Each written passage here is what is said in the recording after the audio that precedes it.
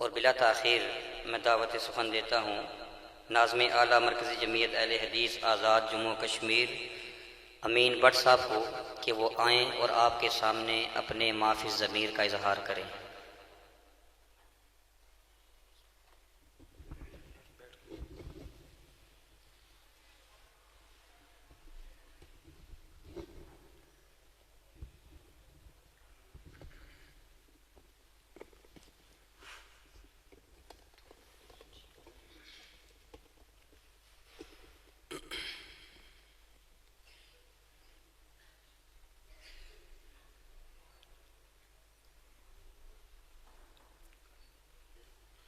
إن الحمد لله قال الله تبارك وتعالى في كلام المجيد والفرقان الحميد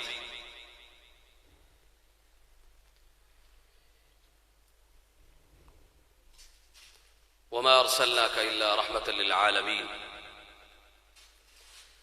صدق الله مولانا العلي العظيم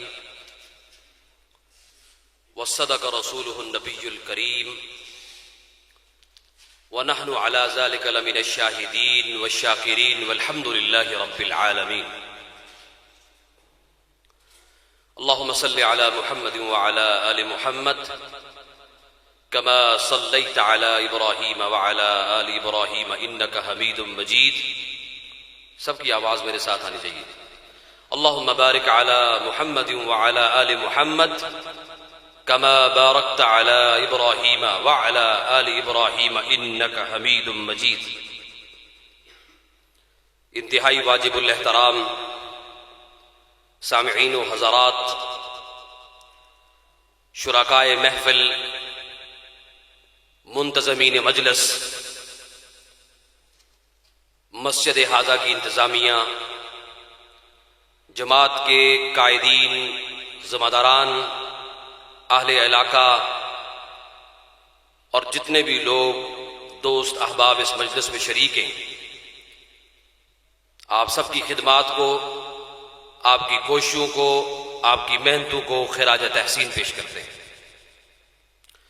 بالخصوص ہمارے بھائی نائب امیر مرکزی جمعیت اہل حدیث آزاد جموں و کشمیر ذوالفقار جنجوعہ صاحب، اور میرے لیے انتہائی محترم، ہمارے دل کے قریب ہمارے محسن بھائی جناب کیسر صاحب، اور بالعموم ان کے ساتھ آج کی بزم سجانے والے، اللہ رب العزت دنیا اور آخرت میں اس کا بہترین آپ کو صلہ عطا فرمائے۔ آپ کی کوششیں، آپ کی کاوشیں اللہ رب العزت اپنے دربار میں قبول و منظور فرمائے۔ بالخصوص ہمارے دوست حافظ زبیر صاحب، انتہائی محترم ناظم مرکزی جمعیت اہل حدیث ضلع کوٹلی ظہور بٹ صاحب، قمر امین صاحب، جتنے بھی ہمارے دوست ہیں، انس بھائی اور جتنے بھی دوست احباب ہیں، آپ سب ہمارے لیے قابل فخر ہیں۔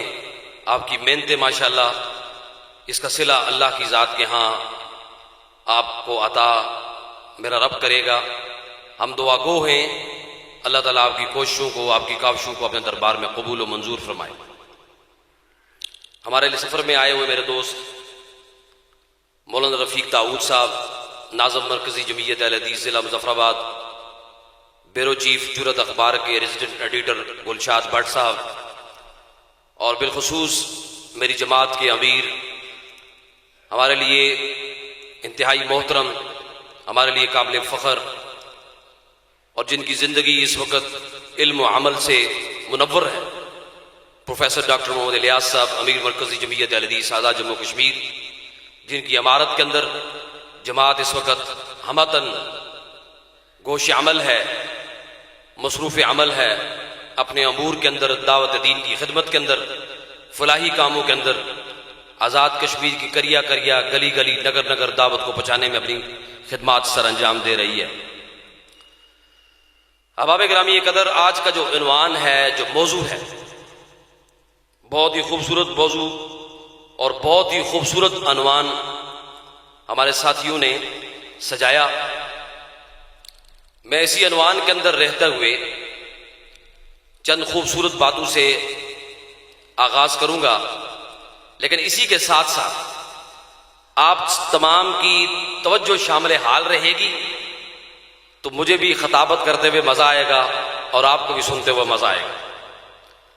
اگرچہ آپ بھی سست روی کا شکار رہے اور میں بھی وقت کو گزارنے پہ منحصر رہا، تو نہ میں بات سمجھا سکوں گا نہ آپ بات سمجھ سکیں گے، تو ہمارا آنا بے مقصد جائے گا، آپ کا بیٹھنا فضول جائے گا۔ تو کوشش یہی کریں گے، جو لمحہ میسر اللہ رب العزت کی طرف سے ہمیں دیا گیا ہے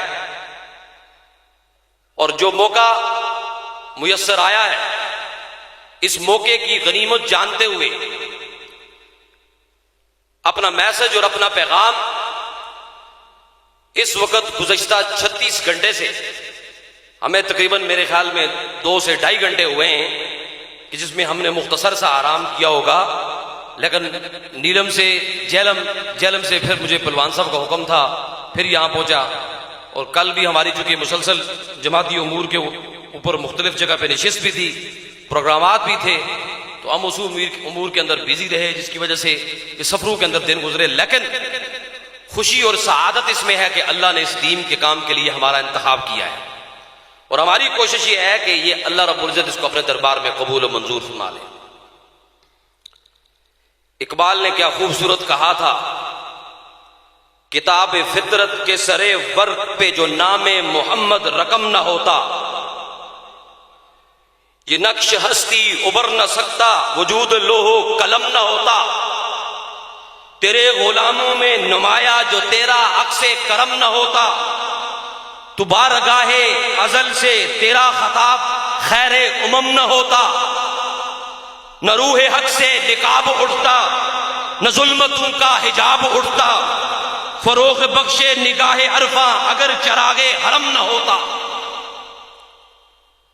یہ وہ نبی تھا، یہ وہ نبی معظم تھا جس کے بارے میں شاعر نے کیا خوب کہا تھا، کائنات کے پورے حسن کو، کائنات کے پورے جمال کو، کائنات کے پورے نظام کو، کائنات کی پوری طاقت کو، کائنات کے پورے نظم و نسق کو ایک پڑھنے میں رکھ لیا جائے، اس کائنات کے نظام کے اندر میرے نبی محمد کے نام کو ڈال دیا جائے، کائنات کا پڑھلا ہلکا پڑ سکتا ہے، اس کی وقت اور ویلیوز ختم ہو جاتی ہیں، لیکن اس کائنات کے اندر اگر بھاری اور بھرکم کسی چیز کو سمجھا جا سکتا ہے، وہ نبی مکرم کی ذات ہے، جسے امام الانبیاء حضرت محمد الرسول اللہ صلی اللہ علیہ وسلم کے نام سے جانا جاتا ہے کہ محمد سے وفا تو نے تو ہم تیرے ہیں، یہ جہاں چیز ہے کیا لوح قلم تیرے ہیں۔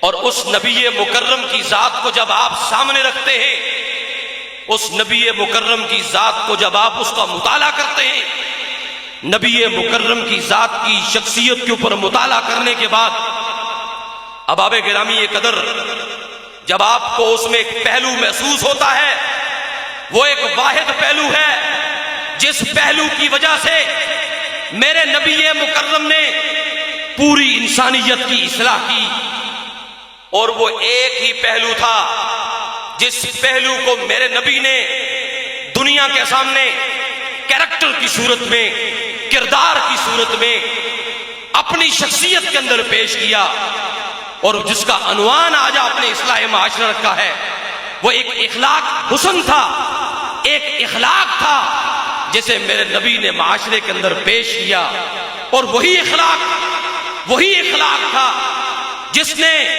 دنیا کے بڑے بڑے قداور لوگوں کو، بڑے بڑے جفاکش لوگوں کو، بڑے بڑے دلیر لوگوں کو، بڑے بڑے جہاں اور شجاع اور بادشاہوں کو اللہ کے نبی کے کردار نے، اخلاق نے قائل کر کے اسلام کے اندر داخل کیا۔ یہ وہی اخلاق تھا، اگر اس اخلاق کے اوپر میں اور آپ اپنی منزل کو استوار کر لیں گے، اگر ہماری شخصیت کے اندر اسلام لا الہ الا اللہ محمد الرسول اللہ کو اپنانے کے بعد ایک اخلاق کا پہلو ہے جو میرے اور آپ کے جسم، زبان، ہاتھ، شخصیت کے اوپر عمل پیرا ہو جائے، صحیح معنوں میں امام الانبیاء حضرت محمد الرسول اللہ صلی اللہ علیہ وسلم کی دعوت کو پھیلانے کے حقدار بن سکتے ہیں۔ یہی اخلاق تھا کہ نہیں تھا؟ اونچی بلند آواز آنی چاہیے۔ اللہ کے نبی کے اندر یہی اخلاق تھا نا جس نے قائل کیا کہ نہیں کیا؟ تھا کہ نہیں تھا؟ بلند آواز سے ہاتھ اٹھا کے بتائیں۔ اخلاق تھا جس نے نبی کی محفلوں کو مضبوط کیا، نبی کے ساتھیوں کو مربوط کیا، نبی کے جفاکش دلیروں کو نبی کی کمر کے پیچھے کھڑا کیا، نبی نے غزوہ بدر میں آواز لگائی۔ بتاؤ نبی کا اخلاق تھا تو 313 بچہ بھی، جوان بھی، بوڑھا بھی، مرد بھی، خاتون بھی اللہ کے نبی کے پیچھے کھڑے ہو کر اس 313 کا مارکا لڑا۔ آپ جانتے ہیں جب میرے نبی مکرم نے 313 کو میدان میں اتارا، کسی کے پاس تیر تھا تو تلوار نہیں تھی، کسی کے پاس نیزہ تھا تو ڈھال نہیں تھی، اگر چھوڑنے کے لیے تیر تھا تو بچاؤ کے لیے سرہ نہیں تھی، لیکن تھا تو اپنے اللہ پر یقین تھا، محمد پر ایمان تھا۔ جب یہ بات لے کر اپنے میدان میں نکلے، رب کعبہ کی قسم ہے جب فرشتے آسمان سے نازل ہوئے، وہ نبی کی وہ وسعت تھی، وہ نبی کی محبت تھی، وہ نبی کی وفا شعاری تھی، وہ نبی کی محمد الرسول اللہ، وہ نبی کے رب کے قرآن پہ ایمان تھا، اور اپنے ساتھیوں کو لے کر میدان میں نکلے۔ 313 نے جو مارکا مارا آج تاریخ میں اس کی مثالیں دی جاتی ہیں۔ لیکن وہ 313 جوڑے کیسے تھے؟ 313 کو جوڑنے کا طریقہ کار کیا رکھا تھا میرے نبی نے؟ آپ نے سنا ہے، سب ساتھیوں نے پڑھا ہے، میرے نبی نے اخلاق کس سے قائل کیا؟ کسی کو مار کے اسلام میں نہیں لایا، کسی کو سختی سے نہیں لایا، کسی کو ڈر سے نہیں لایا، کسی کے لیے دعائیں کی، کسی کو اللہ سے مانگا، اور کسی کے لیے میرے نبی نے مصلی رسول اپنے مصلی کو بچھا کے دعائیں کی، کسی کے لیے اپنا کیریکٹر پیش کیا۔ آپ جانتے ہیں مکہ کی زمین میں اور مسجد نبی کے حسین کے اندر، حرم کے اندر کتنے سارے ایسے واقعات ہیں۔ میرے نبی کے گلے میں کپڑا باندھا گیا، کھینچ کے اس کو اللہ کے نبی کی سانسوں کو روکنے کی کوشش کی گئی، لیکن وہ نبی تھا جس نے وہاں بھی ان لوگوں کو کچھ نہیں کہا، اپنا کیریکٹر پیش کیا، اخلاق پیش کیا۔ آج میں اور آپ چھوٹی چھوٹی باتوں سے اکتا جاتے ہیں، چھوٹی چھوٹی باتوں سے دل برداشتہ ہو جاتے ہیں، چھوٹی چھوٹی باتوں سے ایک دوسرے سے نالاں ہو جاتے ہیں، چھوٹی چھوٹی باتوں سے ناراض ہو جاتے ہیں، چھوٹی چھوٹی باتوں سے دل میں حسد رکھنا شروع کر دیتے ہیں، چھوٹی چھوٹی باتوں سے دل میں تعصب رکھنا شروع کر دیتے ہیں۔ کیا میرے نبی نے یہ تربیت کی ہماری؟ میرے نبی نے کیا تربیت کی؟ بلند آواز سے بتائیں گے میرے نبی نے سب سے پہلے کیا کہا کہ تمہارے دل دوسروں کے لیے صاف ہونے چاہیے۔ قرآن نہیں سنا؟ قرآن میں رب نے کیا کہا؟ قد افلح من زکا والشمس وضحاها والقمر اذا تلاها والنهار اذا جلاها والليل اذا يغشاها والسماء وما بناها والارض وما طحاها ونفس وما سواها فالهمها فجورها وتقواها قد افلح من زکاها وقد خاب من دساها۔ 8 قسمیں اٹھانے کے بعد رب ذوالجلال قرآن میں فرما رہے ہیں جس نے من کو صاف کیا وہ کامیاب ہو گیا، جس نے من کو گندا کیا وہ ناکام ہو گیا۔ کیا یہ اخلاق نہیں؟ تو بتاؤ، سامنے ساتھی سے محبت کرتے ہو، سلام کرتے ہو، پیار کرتے ہو، دل میں اس کے لیے حسد اور بغض رکھتے ہو، کیا اس سے معاشرے کی اصلاح ہوگی؟ ہوگی معاشرے کی اصلاح؟ بلند آواز سے بتائیں، اصلاح کیسے ہوگی؟ دلوں کو صاف کرنے سے ہوگی۔ کیسے ہوگی؟ اونچی آواز میں کیسے ہوگی؟ دلوں کو صاف کرنے سے۔ ہے تم تو اس نبی کے امتی ہو، تم تو اس نبی کے چاہنے والے ہو، تم تو اس نبی کے وفادار ہو، تم تو اس نبی کے وفا شعار ہو جس کے بارے میں انس کس وقت یاد آیا ہے؟ انس کہتے ہیں نبی مکرم صلی اللہ علیہ وسلم کی زندگی کے اندر، اللہ کی نبی کی خدمت کے اندر 10 سال گزارے۔ کتنے سال؟ کتنے سال؟ اور اونچی آواز میں کتنے سال گزارے؟ ہائے انس تیری زندگی پہ قربان جائیں، کہتے ہیں کہ نبی کی زندگی پہ 10 سال گزارے۔ زندگی کے 10 سالوں کے اندر کبھی نبی مکرم کی زبان سے اف تک نہیں سنا۔ اخلاق کہتے ہیں کہ کبھی کبھی ایسا ہو جاتا تھا، وضو کرواتے وقت لوٹا ہاتھ میں اٹھایا، نبی کو وضو کروا رہا ہوں، لوٹا گر کے ٹوٹ گیا، اب یہ سمجھ بیٹھا کہ شاید میرے نبی اب کچھ سخت سنائیں گے، کوئی ایسی بات کریں گے، قربان جائیں ہائے اس نبی مکرم کی ذات پہ جن کے بارے میں شاعر نے کہا تھا حسن یوسف دم عیسیٰ یدے بے زداری آنچے خوباں ہما دارن تو تنہا داری. یہ تو وہ نبی تھا جو ساری خوبیوں سے بھرا ہوا تھا. اور وہ نبی کیا کہتے ہیں؟ انس کہتے ہیں جب لوٹا گر کے ٹوٹ گیا سوچا کہ شاید اب کوئی سخت الفاظ سننے پڑیں گے. کہتے ہیں جب نگاہ اٹھا کے مہتاب امام الانبیاء حضرت محمد مصطفیٰ احمد مصطفیٰ محمد الرسول اللہ کی طرف دیکھا، کہتے ہیں کہ اس خوبصورت سے چہرے نے، اس پیارے سے چہرے نے جب مسکراہٹ سے دیکھا تو ٹوٹے ہوئے زخمی دل پہ پائے رکھ لی. میں نے سوچا شاید کوئی سخت کلام کریں گے. جب نبی مکرم کی چہرے کی طرف دیکھا تو کہتے ہیں کہ اس خوبصورت چہرے نے، اس پیاری مسکراہٹ نے میرے ٹوٹے ہوئے دل پہ، زخمی دل پہ پائے رکھ لی. تم تو اس نبی کے امتی ہو. آج چھوٹا سا معاملہ ہو جاتا ہے ہم لڑ پڑتے ہیں، ہم جھگڑ پڑتے ہیں. اللہ کے نبی نے ہماری یہ تربیت نہیں کی. میرے نبی کی زندگی کا مطالعہ کریں، میرے نبی کی زندگی کے اوراق کو الٹائیں، اس نبی مکرم کی شان پہ قربان جائیں. ان کی زندگی کے اندر جو دشمن بھی آئے، میرے نبی نے اپنے دشمنوں کے ساتھ بھی جو کردار ادا کیا، رب کعبہ کی قسم ہے دنیا وہ مثالیں پیش نہیں کر سکتی. آؤ میں تمہیں سناتا ہوں یمامہ کے گورنر کی کہانی سناتا ہوں، اس یمامہ کے گورنر کا قصہ سناتا ہوں.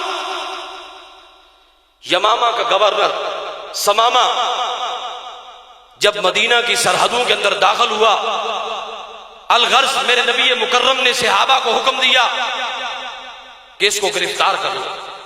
سمامہ کو گرفتار کیا گیا.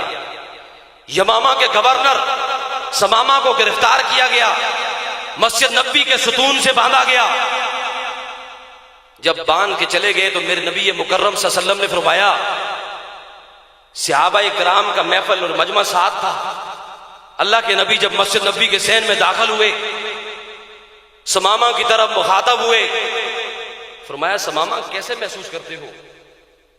یمامہ کا گورنر تھا نا، باندھا ہوا لایا تھا، مسجد نبی کے ستون سے باندھا ہوا تھا. فرمایا سمامہ کیسے محسوس کرتے ہو؟ ذرا ہماری طرف نگاہ اٹھا کے تو دیکھو صحیح. تو سمامہ کے الفاظ کیا تھے کہ میں تم جیسی اس ایسی بستی کی طرف، ایسی شخصیت کی طرف دیکھنا گوارا نہیں کرتا. ایسے سخت لفظ کہے.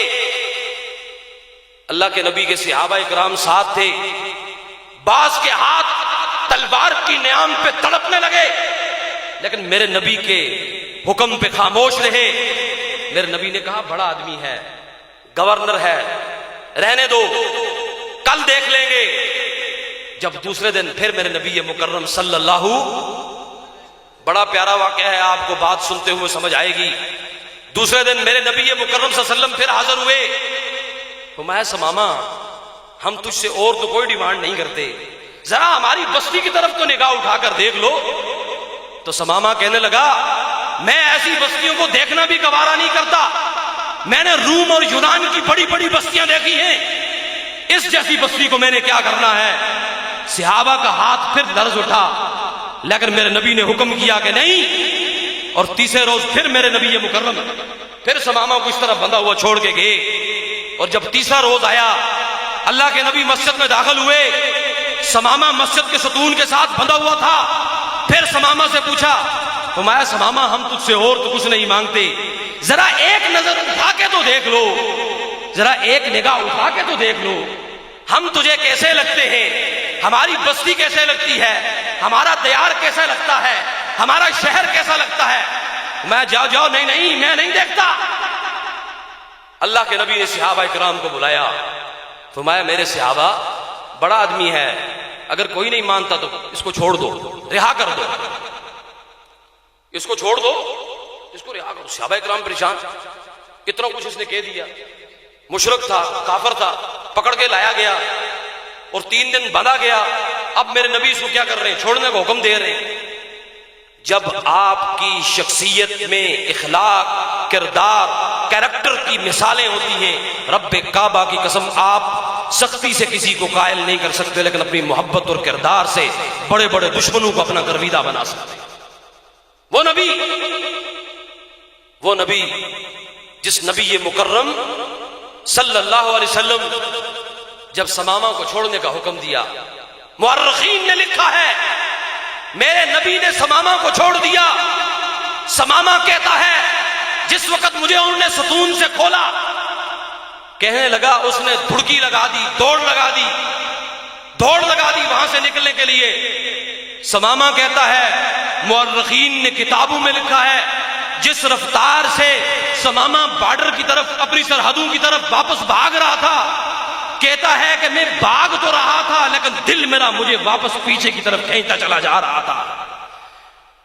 اور کہنے لگا کہ جب مجھے انہوں نے رہا کیا، جس رفتار سے میں بھاگ رہا تھا، شاعر نے کہا کہ کیا اسیری ہے، کیا رہائی ہے۔ جب میں بھاگا، جن قدموں سے بھاگا تھا، میرے ذہن میں خیال آیا کہ انہی قدموں کی طرف لوٹ کے ذرا چل کے ایک بار دیکھ تو صحیح ہوں۔ جب اس نے مجھے کیا بھی کچھ نہیں، میرے ساتھ چھیڑا بھی کچھ نہیں، مجھے کہا بھی کچھ نہیں، ذرا دیکھ تو لوں یہ ہے کیسا۔ سمامہ اسی عدم قدموں کے بل بوتے واپس لوٹا، اور جب امام الانبیاء حضرت محمد الرسول اللہ، بلند آواز آنا چاہیے، امام الانبیاء حضرت محمد الرسول اللہ صلی اللہ علیہ وسلم کے قدموں میں حاضر ہوا، اللہ کے نبی نے پوچھا سمامہ ہم نے تو تجھے رہا کر دیا تھا، آپ کیوں واپس آئے ہو؟ سمامہ کہنے لگے، فرمایا محبوب یہ کیا اسیری ہے، یہ کیا رہائی ہے، اپنا بنا کے تم نے چھوڑ دیا، یہ کیا اسیری ہے، یہ کیا رہائی ہے۔ جس محبت سے تو نے مجھے یہاں سے بھیجنے کی کوشش کی، مجھے وہی محبت تجھے یہاں پر کھینچ لائی۔ اشہد ان لا الہ الا اللہ واشہد ان محمدا عبدہ ورسولہ۔ وہی کردار تھا میرے نبی کا جس کو یمامہ کے گورنر کو وہاں پہ مسلمان نبی کو امتی بنا کے پیش کیا۔ یہ اصلاح ہے کہ نہیں؟ یہ اصلاح ہے کہ نہیں؟ اس کو اصلاح کہتے ہیں کہ نہیں کہتے؟ احباب گرامی، زندگی کا میں نے اور آپ نے محاسبہ کرنا ہے، میں نے اور آپ نے یہ سوچنا ہے اس وقت جس پیرائے پہ ہم کھڑے ہیں، ہمارا معاشرہ جن خرابیوں سے دوچار ہے۔ اب دیکھیں نا، چند لوگوں کو میں نے یہ بھی کہتے ہوئے سنا، اب یہ بات مجھے یہاں پہ کہنی چاہیے اس لیے کہ ترغیب اور تمہید کے دور پہ بڑی بڑی سینئر لوگ یہاں پہ بیٹھے ہوئے ہیں۔ برداشت، انسان کے اندر سٹیمنا ہونا چاہیے کسی دوسری شخصیت کو ایکسپٹ کرنے کا، بڑے کی قدردانی کا، اس کے احترام کا۔ یہ ویسے بڑے بڑے لوگ اکثر کہا کرتے ہیں جب آپ کسی کو آنر دیتے ہیں نا، لفظ آنر ہے، رسپیکٹ دیتے ہیں، احترام کرتے ہیں۔ بیسیکلی جب آپ کسی کو آنر دے رہے ہوتے ہیں، یہ آپ کی آنرشپ ہے۔ جب آپ کسی کا احترام کر رہے ہوتے ہیں، وہ آپ کسی کو دے رہے ہوتے ہیں، وہی آنرشپ آپ کو مل رہی ہوتی ہے۔ اب آپ کسی کے ساتھ برا کام کریں، پھر زندگی میں آپ یہ امیجن کر بیٹھیں کہ مجھے اس کا اچھا صلہ ملے گا کیسے؟ مجھے ایک بندے نے گال نکالی، میں نے بھی گال نکال دی، کام تو برابر ہو گیا۔ اللہ کے نبی نے کیا حکم دیا کہ تمہیں کوئی برا بھلا کہتا ہے تم اس کو معاف کر دو، خزل عفو، درگزر کرو، معاف کر دو۔ بڑے تو آپ تب بنیں گے جب آپ نے کسی کی گال سن لی، برداشت کر لی اور آپ نے معاف کر دیا۔ بڑا پن تو یہ تو بڑا پن نہیں ہے۔ آپ ہی کہیں گے اس نے آپ کو ڈانٹا رگڑا، آپ نے بھی رگڑ دیا، وہ تو کام برابر کر دیا آپ نے۔ اس نے آپ کو برا بھلا کہا، آپ نے معاف کر دیا۔ اس نے آپ کو سخت الفاظ کیے، آپ نے کیا کر دیا؟ معاف کر دیا۔ اب ہمارے معاشرے کے اندر جو خرابیاں ہیں، اب میں صرف خرابیوں کی نشاندہی کروں گا۔ سب سے پہلی خرابی کیا ہے؟ معاشرے کی اصلاح کیسے ہوگی؟ یہ بات آپ غور سے سنیے گا۔ دیکھیں، معاشرے کی اصلاح ایسے ہوگی، سب سے پہلے میرے نبی نے کیا فرمایا؟ سب سے پہلا نسخہ کہ معاف کرنے کا جذبہ سیکھو۔ اللہ کے نبی نے کہا ہے نا معاف کرنا، کہا اونچی بات ہوتا ہے، کہا ہے نا معاف کرنا۔ میں اصلاح معاشرے کے حوالے سے بات کر کے بس اپنی بات کو بھی اینڈنگ پہ لے کے جا رہا ہوں، صرف آپ کے دل میں کچھ چند باتیں ڈالنی ہیں۔ اللہ کے نبی نے کیا فرمایا جی؟ کیا فرمایا اللہ کے نبی نے؟ معاف کرو۔ کیا فرمایا اللہ کے نبی نے؟ درگزر کرو۔ یہی فرمایا؟ بلند آواز پیچھے تک آواز آنی چاہیے۔ کیا فرمایا جی؟ معاف کرو۔ اب لڑائی ہو، جھگڑا ہو، فساد ہو، گالم گلوچ ہو، کو بندہ آپ سے سختی سے پیش آئے، اب اگر آپ اس کو معاف کر دیں، مجھے یہ بات بتائیں، اکثر ہمارے بزرگ دانا اور سنجیدہ لوگ کہا کرتے ہیں کہ جب آپ اس کو اس کی بات کا جواب آپ نرم دلی سے دو گے نا، خاموش ہو جاؤ گے، وہ خود ڈیٹ ہو کے تمہارے پاس آ جائے گا. ایسے ہی ہوتا ہے، یہ ہمارے بزرگوں نے ہم نے سنا ہے، ایسے ہی ہوتا ہے. اب جب آپ اس کو معاف کر دیں گے، وہ آدمی، آپ نے اس کو جواب کوئی نہیں دیا، تھوڑے دنوں کے بعد وہ آپ کے پاس دوبارہ واپس لوٹ کے آ جائے گا. اب مجھے بتائیں برائی کا خاتمہ ہو گیا کہ نہیں ہوا؟ اگر آپ نے برا کہا، اس نے برا کہا، برائی شروع ہو گئی، پھر اس کا بچہ کہے گا، پھر آپ کا بچہ، پھر اس کی والدہ، پھر اس کی والدہ، پھر کئی کہانی لمبی لگے. ٹھیک ہے، تو برائی کو جڑ سے ختم کرنا ہے. سب سے پہلا میرے نبی نے کیا فرمایا جی؟ کیا کرنا ہے؟ خذل العفو، درگزر کرنا ہے. تو آج کے بعد ہم سب معافی کا جذبہ رکھتے ہیں. کیا آپ بری سی بری بات کو بھی اللہ کی رضا کے لیے معاف کریں گے؟ کیا آپ سخت سے سخت بات کو بھی اللہ کی رضا کے لیے برداشت کریں گے؟ دونوں ہاتھ اٹھا کے سچے دل کے ساتھ بتائیں. اگر آپ اپنی اصلاح کرنا چاہتے ہیں کہ ہم اس کو معاف کرنے کے لیے تیار ہیں، دونوں ہاتھ اٹھائیں اور سب اٹھائیں. کیا آپ دل سے اصلاح کرنا چاہتے ہیں؟ دل سے اصلاح کرنا چاہتے ہیں، معاف کرنا چاہتے ہیں؟ ایک کام ہو گیا. اب ایک کام کیا، اصلاح معاشرہ شروع ہو گئی. اب دوسرے کام کی طرف آتے ہیں. بڑے آدمی کو اپنی بڑائی پہ گھمنڈ ہوتا ہے. بڑے آدمی کو اپنے بڑائی پہ گھمنڈ ہوتا ہے. اب ہوتا یہ ہے کہ آپ کی چاہت کی کوئی چیز آپ کو نہیں ملتی. مثال کے طور پہ آپ کی خواہش کی چیز بھی آپ کو نہیں ملتی. کسی سے لینا چاہ رہے تھے لیکن اس نے آپ کو نہیں دی. اب اللہ کے نبی نے کیا فرمایا؟ میرے نبی نے فرمایا کہ اگر کوئی چیز انسان کو، یعنی انسان کی خواہش تھی کہ مجھے وہ کوئی چیز میسر آئے، اگر کسی بہانے وہ میسر نہیں آئے، میرے نبی نے سازش کرنے کا حکم دیا؟ کسی کو دیا ہے؟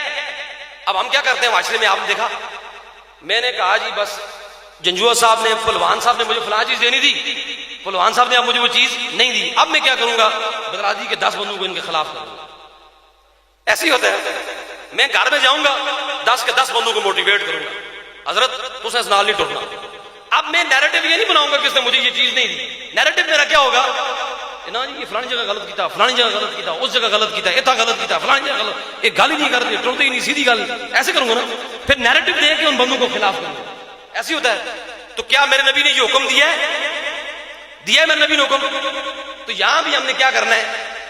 یہاں ہم نے کیا کرنا ہے؟ اگر کوئی آپ کی من پسند چیز آپ کو نہیں ملی، اللہ کیا کہتا ہے؟ جو میری رضا کے لیے چھوڑ دیتا ہے تو میں اس سے کئی گنا بہتر اس کو عطا کرتا ہوں. ایسا ہی ہے. تو آج کے بعد یہ سازش والا کام بھی ہم نے سب نے مل کے ختم کرنا ہے کہ نہیں کرنا؟ ہاتھ اٹھا کے بتائیں.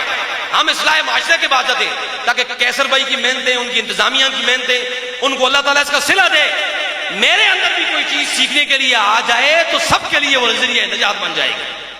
تو کیا ہم سب آج کے بعد جو کچھ منہ پہ کہا ٹھیک ہے، اس کی بیک ڈور پہ کوئی پالیسی، کوئی سازش، اور پھر لفظ استعمال کرتے ہیں سیاست. اس اصل نے کی تھی اسی بھی اصل سیاست کر سکتے. وہ سیاست کے لفظ کو بھی خراب کر دیا. وہ خدمت کا لفظ تھا، اس کو بھی برباد کر دیا. سیاست جھوٹ پلاٹ کا نام تو نہیں ہے، خدمت کا نام تھا. خدمت کا نام تھا، خدمت کو کہیں اور کنورٹ کر دیا. لیکن تو آپ نے کیا کہنا ہے کہ ہم نے آج کے بعد کوئی سیاست، کوئی پروپیگنڈا، کوئی سازش نہیں کرنی. 2 باتیں ہو گئی. پہلی بات، کسی کی بات بری لگتی ہے تو کیا کر دیں گے؟ معاف کر دیں گے. کسی نے سخت بات کی تو کیا کریں گے؟ چھوڑ دیں گے. اور کسی نے ہمیں من پسند کی، مزاج کی چیز نہ دی تو ہم درگزر کر دیں گے. ہم اس کے خلاف سازش نہیں کریں گے. اچھا، اس کے نتائج بتاتا ہوں آپ کو. کتنے بہترین نتائج ہیں. جس وقت آپ اچھے کام کی ابتدا کرتے ہیں نا، آپ یقین کریں آپ کو فی الوقت تو شاید نقصان ہوتا ہے، لیکن اللہ کا وعدہ سچا ہے. اللہ کہتا ہے، اللہ کا وعدہ اس لیے سچا ہے کہ میرا رب کہتا ہے کہ جو میری رضا کے لیے معاف کرتا ہے، میری رضا کے لیے چھوڑتا ہے، میں اس کو بہتر صلہ عطا کرتا ہوں. بندہ تو صلہ دے ہی نہیں سکتا جو صلہ اللہ دیتا ہے. جو صلہ میرا رب عطا کرتا ہے وہ بندہ دے سکتا ہے؟ نہیں دے سکتا. کتنی باتیں ہو گئی؟ 2 باتیں. ان 2 باتوں کو ذہن میں رکھتے ہوئے، یعنی آپ نے اپنی زندگی کے اندر، آپ سب لوگوں نے، جتنے بھی ہم لوگ یہاں بیٹھے ہوئے، ہم سب نے کوشش کرنا ہے کہ مثبت کردار ادا کرنا ہے. مثبت کردار ادا کرنا ہے. ہر جگہ پہ پازیٹیو کردار ادا کرنا ہے. آپ کے ساتھ بندہ برا کرے گا، آپ نے اس کے ساتھ برا. اللہ اگر آپ یہ سمجھتے ہیں کہ آپ کی وجہ سے کسی کی چیز نقصان ہوتی ہے، اگر آپ یہ سمجھتے ہیں کہ آپ کی وجہ سے کسی کی چیز نقصان ہوتی ہے، اچھا بس اگر آپ دیکھا معاشرے میں یہ بھی ہوتا ہے، ہم یہ سوچتے ہیں کہ یار یہ چیز مجھے نہیں ملی تھا، اس کو بھی نہ ملے. میری بات سمجھ رہے ہیں آپ؟ اگر کوئی چیز چل اگر آپ سمجھ رہے ہیں کہ کوئی چیز اس کو نہیں ملی تو اس کے ذہن میں یہ بات آتی ہے کہ شاید یہ چیز مجھے بھی نہیں ملے گی، مجھے نہیں ملی اس کو بھی نہ ملے. اب یہ بھی اصولی طور پہ غلط ہے. اگر کوئی چیز آپ کو نہیں ملی، آپ کی وجہ سے، آپ کی کوشش سے، آپ کی محنت سے اگر کسی دوسرے کو فائدہ ہو رہا ہے تو میرے نبی نے فرمایا کہ تم دوسروں کے لیے منافع بخش کرو، دوسروں کو فائدہ پہنچاؤ. اگر آپ کو اس کا کوئی فائدہ نہیں ہو رہا تو آپ کو دوسروں کو فائدہ پہنچانا چاہیے. یعنی آپ کی وجہ سے کسی دوسرے کو فائدہ پہنچتا ہے تو آپ کو اس کو فائدہ پہنچانا چاہیے. بس اس کو آخری بات کو کلوز کرتے ہیں اور اس کے بعد چونکہ نماز کا وقت بھی ہے تو میں عرض کر رہا تھا کہ حسن اخلاق کے اندر، اصلاح معاشرے کے اندر یہ چیزیں آتی ہیں جنہیں معاشرہ خود بھی انسان کے اندر بگاڑ بھی پیدا کرتا ہے، اور اسی انسان کی وجہ سے اس معاشرے کے اندر بہتری بھی آتی ہے. تو ان تمام چیزوں کو ذہن میں رکھتے ہوئے انشاءاللہ الرحمن مجھے امید ہے کہ آپ اس کو بطریق احسن اپنی زندگی کے اندر نافذ کریں گے. ایسی بات ہے. اور انشاءاللہ ہم نبی کے اخلاق کو، نبی کی دی گئی تعلیمات کو اپنی زندگی کے اندر نافذ کرنے کی کوشش کریں گے، اور اس سے ہمارا معاشرہ بہتر ہوگا. مرکزی جمعیت اہل حدیث آزاد جموں کشمیر کی طرف سے الحمدللہ ہم نے کوشش کی ہے کہ بہتر سے بہترین اقدامات اٹھائے جائیں جس سے اصلاح معاشرے کے اندر، اور بالخصوص اس حوالے سے ہم نے ایک پروگرام کا آغاز کیا ہے. وہ پروگرام بنیادی طور پہ فہم القرآن کے عنوان سے ہم نے آغاز کیا ہے، جس کا ہمارا مقصد یہ ہے کہ جب حقیقی معنوں میں انسان قرآن کو سمجھے گا، اللہ کے نبی کے فرمان کو سمجھے گا، تو وہ صحیح طور پہ اپنے معاشرے کی اصلاح کر پائے گا. تو اصلاح کرنے کا بہترین معنی یہی ہے کہ آپ اپنے معاشرے کے اندر، اپنے گھر کے اندر ہر وہ اچھا کام، ہر وہ مثبت اقدام آپ نے اٹھانا ہے جو آپ نے ایگزامپل بنانا ہے، تاکہ آپ کی اولاد، آپ کے دوست احباب، آپ کے حلقہ یاراں جو ہے وہ یہ بات کو سمجھ سکیں کہ یہ بات ہمارے لیے واقعہ ہی حلقہ اس وقت ہمارے لیے مشغل راہ ہے.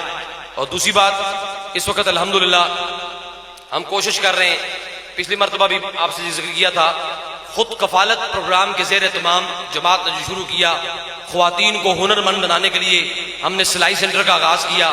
اسی جماعت نے مثال کے طور پہ، ایگزامپل کے طور پہ کلین گرین پروگرام کا آغاز کیا، ریاست کی خوشحالی کے لیے درخت لگانے کا سلسلہ شروع کیا.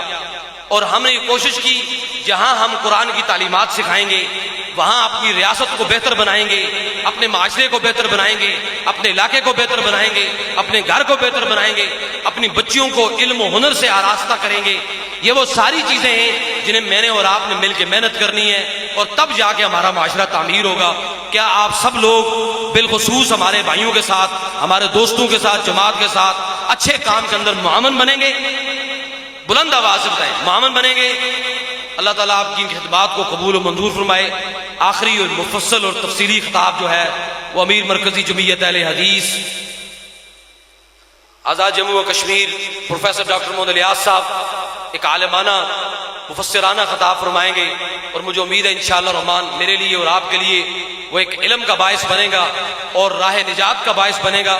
میں نے اور آپ نے اس معاشرے کے اندر اپنے آپ کو بہتر بنانا ہے، خود کو بھی اور معاشرے کو بھی بہتر بنانے کی کوشش کرنا ہے.